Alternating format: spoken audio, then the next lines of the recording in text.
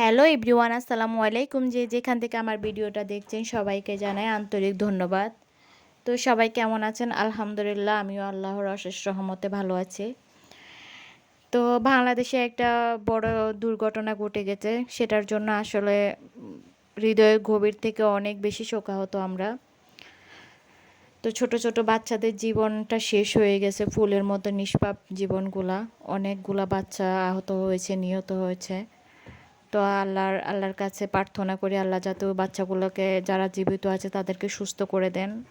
আর যারা মারা গিয়েছে তাদের আত্মার মাগফিরাত কামনা করছি।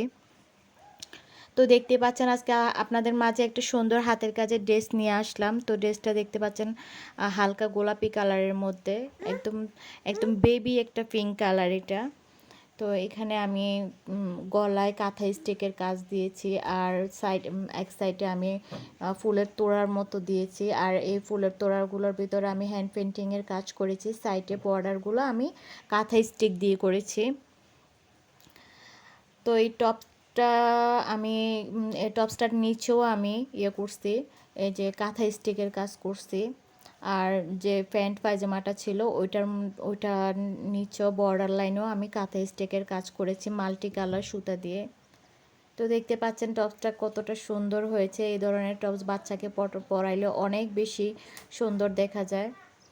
তো কার কাছে কেমন লেগেছে আমার হাতের কাজের ড্রেসটা, প্লিজ একটা লাইক দিয়ে দিবেন। আর নতুন হলে সাবস্ক্রাইব করে দিবেন। ধন্যবাদ সবাইকে। আসসালামু আলাইকুম।